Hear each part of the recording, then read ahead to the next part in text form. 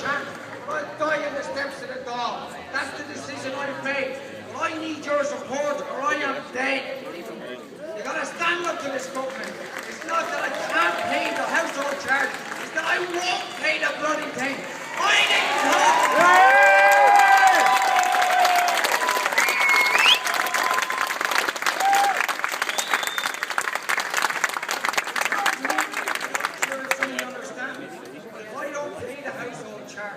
An 8% levy went to me from Monday with my VAT returns. The country, the revenue, will no longer accept my VAT returns and will charge me 8% every year for it. They will no longer accept my tax returns and will hit me with another 8% per year.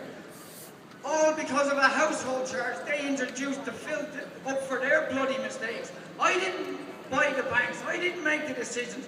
I bought my house, I paid my bloody mortgage. I've done everything they fucking told me to do.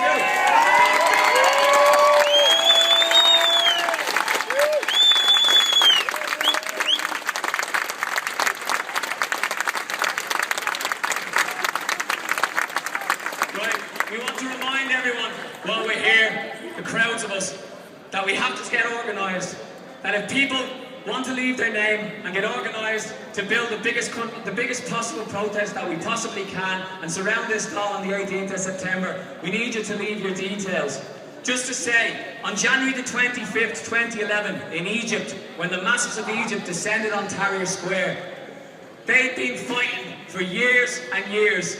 There'd been protests by tax collectors who'd formed independent trade unions. There'd been protests by a movement called Kifaya, which is the Egyptian word for change. There'd been protests against the occupation of Palestine, against the war in Iraq. In other words, the people were growing in confidence with every single protest, leading up to that point where all the issues come together. We had 15,000 people protesting against the hospital closure in Waterford. We have hundreds and thousands of people protesting across this country against special needs cuts. The only thing that's been lacking in this country is that protests haven't coalesced, and we need them to come together. And we need to go out there into our workplaces, into our communities, and start putting that argument. Put it in your union branch, put it to your GAA club, put it to your knitting group. I don't care. Wherever you come across masses of people, convince those people to get back here. Now I'm just going to let another few people speak.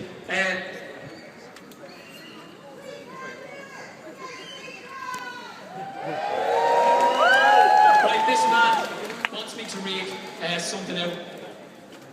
This man, sorry, what do you mean? This is Jerry Wolf. Now, Jerry Wolf is in the Fingal Independent. That's his brother, who was in the Fingal Independent because a Malahide man makes formal complaint against Anglo Trio. So this is exactly what we want people to do. We want as many people as possible to be making these complaints.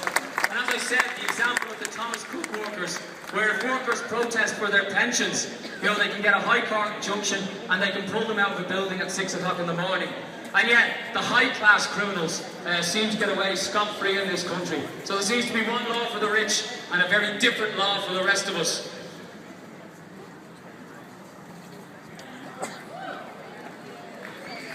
Right, one of the other tactics this government has employed, just like the last government, is divide and rule. What they try and do, the 99% of us that have been victims of this banking crisis, we're told, no, it's not Fitzpatrick and Drum that are to blame. It's the unemployed that are to blame.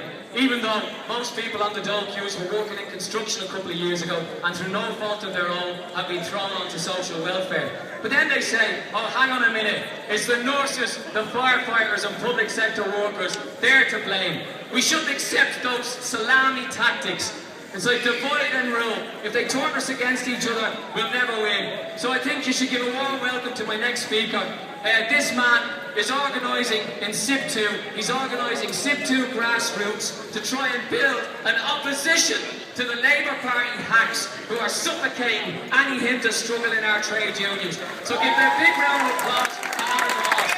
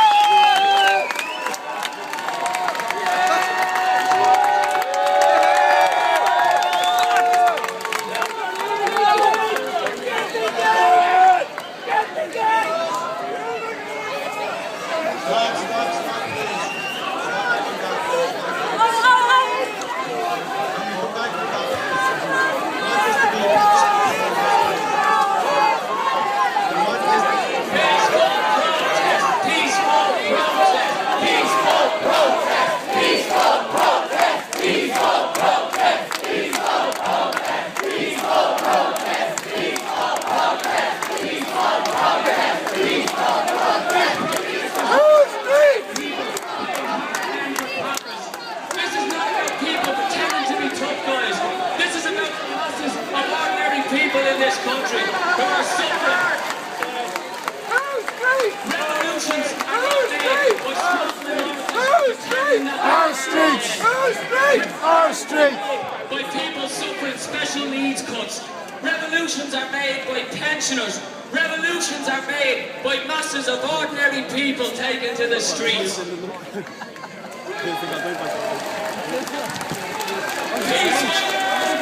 Peaceful protest, peaceful protest, peaceful protest, peaceful protest, peaceful protest, peaceful protest.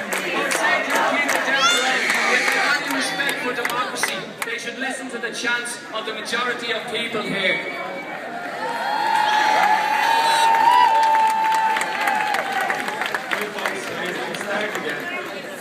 I was just listening to the radio, driving in the car and here this evening, and I was listening to Brendan Howland speaking. And Brendan Howland was trying to convince us all to leave it with him, that he will sort this out. Now we've seen pillars of society like Alan Dukes. Did Alan Dukes ever sort anything out within Ireland, Anglo-Irish Bank for us? Did he? We've seen Dick Spring. We've seen Dick Spring within AIB.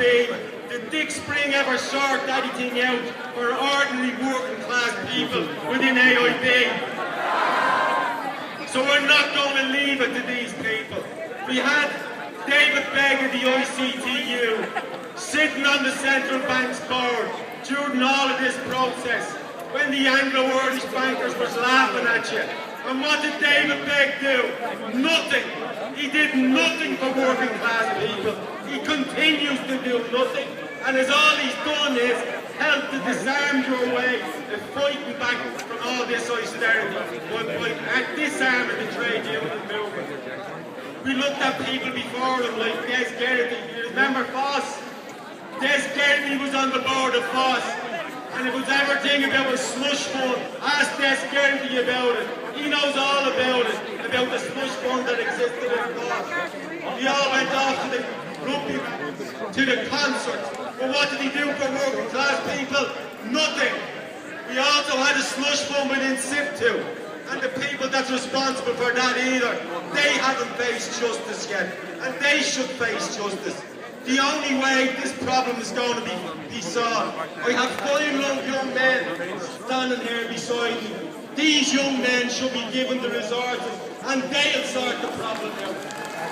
We just need to give them the resources. I read an article in January about CAB and they all talk about value for money. CAB has been valued for money since its inception. It's gone after the wives and the criminals of this world, but it hasn't gone after white-collar criminals. It hasn't gone after the wives of developers. We're asking CAB now and the fraud office to go after the wives of developers, to go after the bankers,